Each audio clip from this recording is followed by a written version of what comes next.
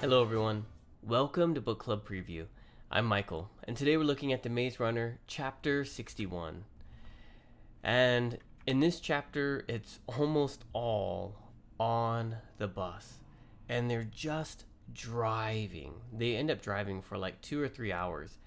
And the first part, they're driving like crazy, vroom, going and turning and going through cities and side streets, and all around them, yeah, I don't know if it's like constantly, but at least periodically, people are running up to the bus, pounding on the sides, trying to get in. And these people, they look a lot like that woman that they had ran over before. They look a little crazy. Their bodies have like these weird sores on them. They look really thin and unhealthy. And so they're just going through this, and Thomas is kind of watching and trying to take it all in. Eventually he just turns to the woman next to him, who seems to be the leader, and I think she was the one that shot the other scientist lady. He says, what's going on? Give us some answers. And she starts to share. Teresa asks him questions, but Thomas is like, shh, just let her speak. And the woman, she kind of looks out to the distance. It started with the flares. And she just kind of starts sharing. She does share. It's going to take a while for you to get your memories back. They might not come back at all, but just take your time. There's a lot to take in. And then she shares how, I don't know how long, a few years ago, a year ago, I don't know, that the sun started having these flares. A flare is like a bright burst of light. It can also be like a tool to get someone to save you. Like if you're on a boat and it shoots up smoke and people can find you. But in the sun, a flare is like a burst of light. It could just be from a small point, and then it shoots out extra energy and light. It maybe could be a bigger scale. I don't know. But in any case, these flares suddenly came from the sun. Woo! And they were so strong that all the satellites around the Earth were destroyed. And, people were like just burnt, fried. Forests were wiped out. I mean, and it doesn't sound like there was just one. There might have been like full, full, full, full, full, something like that. So bam, bam, bam, bam. And there was no warning. They just had like a minute from when the sun flares hit the earth. That's all the time it took. And then after the flares, as these forests were gone and as societies were breaking apart, she says something about the insects didn't leave. The forests were gone, but the insects were still there. We don't know what that means, but somehow a sickness started, and people started getting a little crazy. First, they started to look sick, and then their minds started to become a little bit more like animals. They started talking less, maybe grunting more, and just doing the things they wanted to, and then they became really, I don't know, crazy or wild people.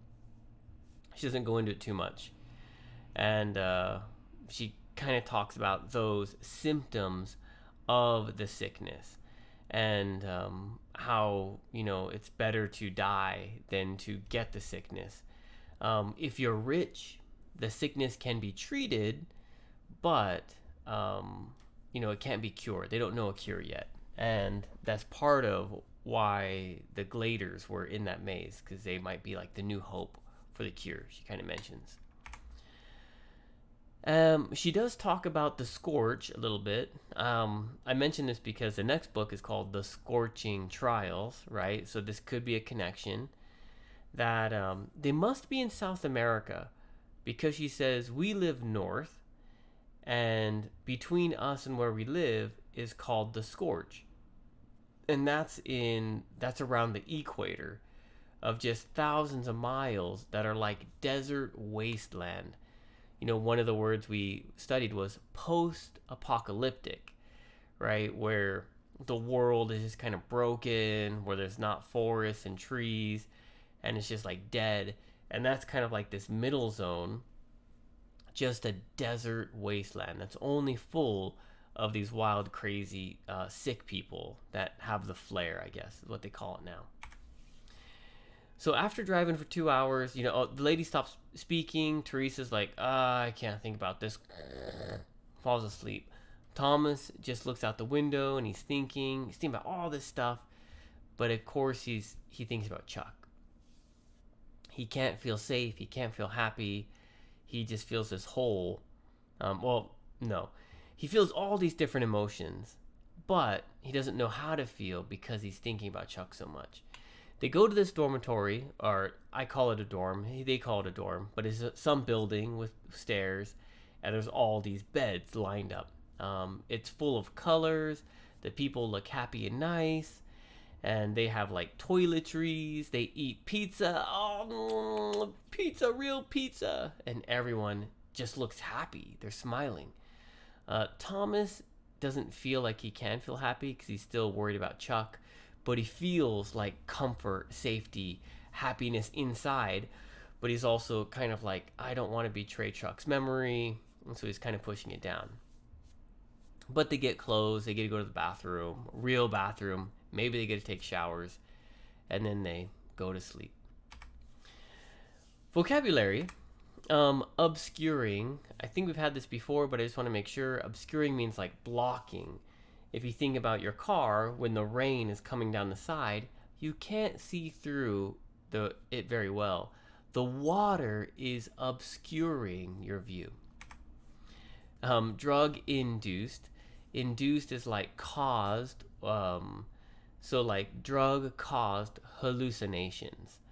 You can have hallucinations if you didn't eat enough food, if you don't have water, if you've had too much sun, if you're sick. Like there's a bunch of different reasons. But you can also have hallucinations from drugs. And so as Thomas is looking out the window and the water's obscuring it and there's lights and crazy people running around, he kind of feels like, man, I'm looking at something that only a person on drugs could have seen. Induced means like the cause. Another word induced is used a lot is induced labor.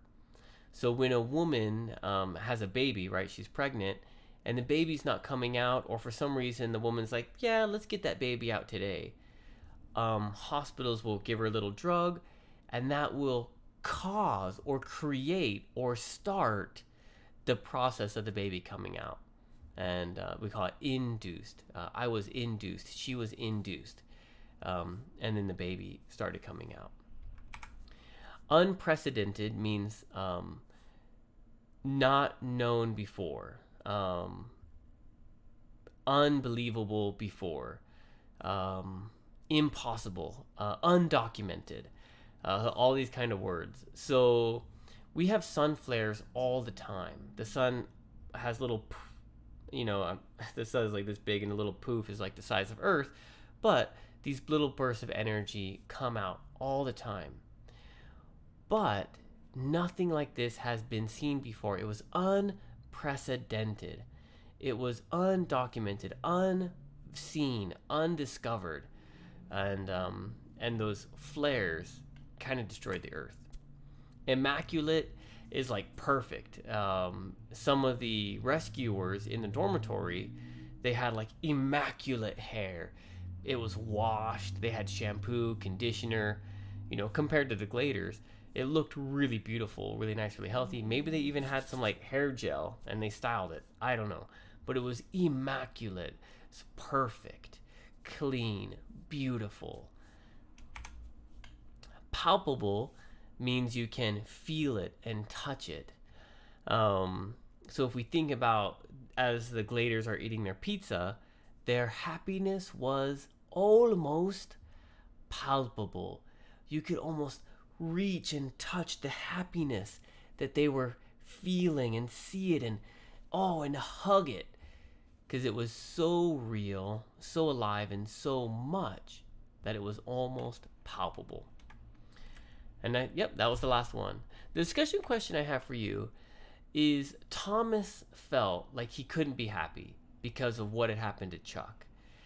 Do you think, if you were one of the Gladers, or if you were Thomas, do you think you could have been happy in this scenario of being safe, of having a real bed, of having a bathroom, having like new clothes and toiletries, and eating delicious pizza, and having adults around you that seem really nice and like they care about you? Could you be happy? Or would you still think about Chuck or danger or, whatever? Of course, please write down your own discussion question. That is all the time that we have for today, but thank you so much for joining me for this episode of Book Club Preview. I'll see you soon. Bye-bye. Hey, if you have any questions about the video today, please feel free to leave a comment in the comment section. If you had any other vocabulary words that you wanted to know what they meant, let me know. And also, if you're interested in maybe joining one of these book clubs, please leave a comment and I'll get back to you. Thank you so much for watching. Bye-bye.